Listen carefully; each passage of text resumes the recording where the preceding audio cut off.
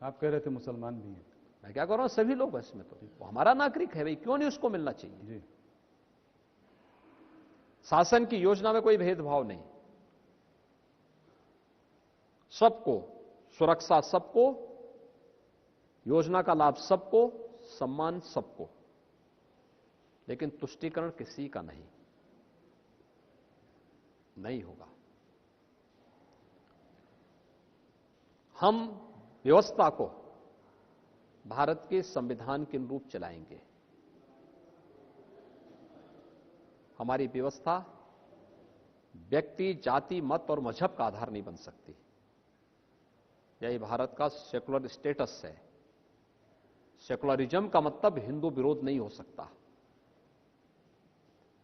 और सेकुलरिज्म का मतलब तुष्टीकरण भी नहीं हो सकता। बिल्कुल। और सरकार उसी दिशा में कार्य कर रही है। हम जहां बैठे हैं गोरखनाथ मंदिर में, नाथ संप्रदाय में तो मुसलमानों से आप, बहुत मुसलमान आपसे जुड़े हुए हैं नाथ संप्रदाय से, और योगी और फकीर लोग तो साथ में बहुत, मैं इस परिसर में भी देखता हूं इतनी दुकानें हैं मुसलमानों की हैं। तो आपको जब लोग मुसलमान विरोधी बताते हैं तो आपको कैसा लगता है? मुझे तो लोग बहुत कुछ विरोधी बोलते हैं, और हमारी जो पीठ है ना जी। ये शैव परंपरा की पीठ है। तो शैव परंपरा से दीक्षित होने के नाते हम लोग जहर पीते हैं और अमृत बांटने का काम करते हैं, तभी वही सच्चा योगी होता है। इसलिए सबके उसको पाते जाओ, लेकिन जो अच्छा होगा वो करते जाओ। ये सब हमें पाना है जी। और यही हम लोगों की उपलब्धि भी है सेवा की। लोग हम पे आरोप लगाएं, लांछन लगाएं और उसके रूप में तमाम प्रकार का जो है वो करते जाएं। अलग अलग प्रकार के लोग अलग अलग प्रकार की बात करेंगे, लेकिन बिना रुके, बिना डिगे, बिना झुके और बिना डिगे लोक कल्याण के पथ पर निरंतर चलेंगे, सुरक्षा के पथ पर निरंतर चलेंगे, पार्टी के लोक कल्याण संकल्प पत्र को अक्षरशः लागू करेंगे। योगी जी, अगर थोड़ा सा वोट शेयर की ओर एक नज़र डालें तो पिछली बार जब आप लोग 2017 में प्रचंड बहुमत से जीते थे तो आपका वोट शेयर 40% के ऊपर था। बीएसपी, एसपी ये 20-22%, इन दोनों का अपना आपस में अलग अलग था, दोनों को अलग अलग। मुस्लिम वोट स्प्लिट हुआ था उस बार, पिछली बार, क्योंकि दोनों ने बहुत सारे मुस्लिम कैंडिडेट्स को खड़ा किया था। इस बार फाइट थोड़ी टू वे है। बीएसपी की बात ज़्यादा सुनाई नहीं दे रही है, मायावती जी अभी तक कुछ दिखाई नहीं पड़ रही।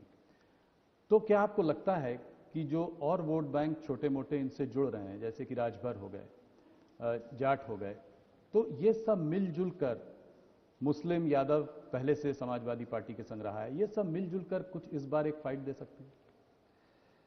देखिए, एक तो मुझे लगता है कि सभी राजनीतिक जो आप लोगों का विश्लेषण है कितना सच होता है मैं कह नहीं सकता,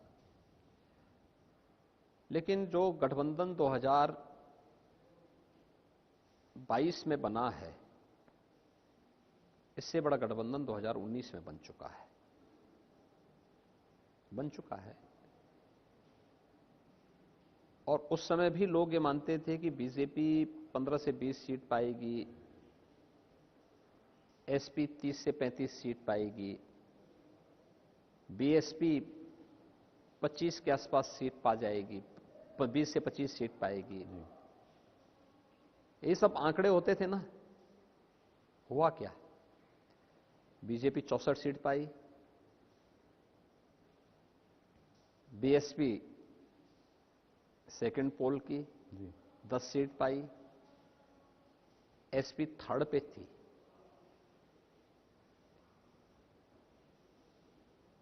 आप ये मान के चलिए कि ये जो गठबंधन है इससे बड़ा गठबंधन 19 का था। ये सभी दल तब भी एक थे।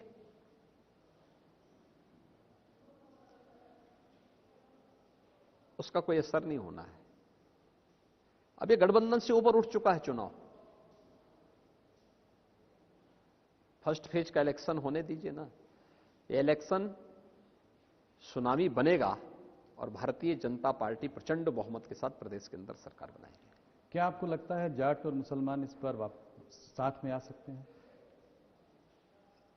देखिए, मुझे तो जमीन पे नहीं दिखाई देता है। और जो बयान हैं 2013, 2014 और कैराना का प्लान पश्चिमी उत्तर प्रदेश में कोई व्यक्ति नहीं भूल सकता। और टिकट घोषित होने के बाद जिस प्रकार के थ्रेट आए हैं एसपी बीएसपी के प्रत्याशियों के द्वारा, उसको भी पश्चिमी उत्तर प्रदेश का नागरिक कभी विस्मृत नहीं कर सकता। इसलिए मुझे नहीं लगता है कि अगर कोई गफलत में हो तो अलग विषय है। जी। मुझे नहीं लगता है कि गौरव सचिन जैसे जाट युवकों और उसके बाद मारे गए सैकड़ों लोगों और गलत ढंग से फंसाए गए हजारों लोगों के अपमान को लोग भूल जाएं।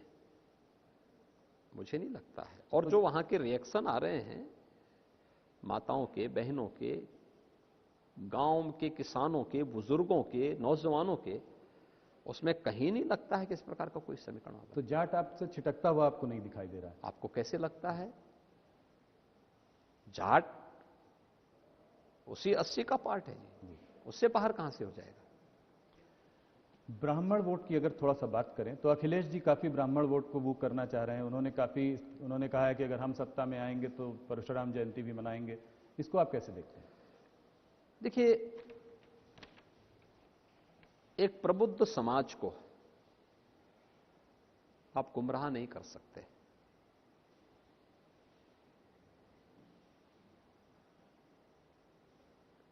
जो लोग सामाजिक व्यवस्था और इस पूरी व्यवस्था को मजबूती प्रदान करते हों, भारत की आस्था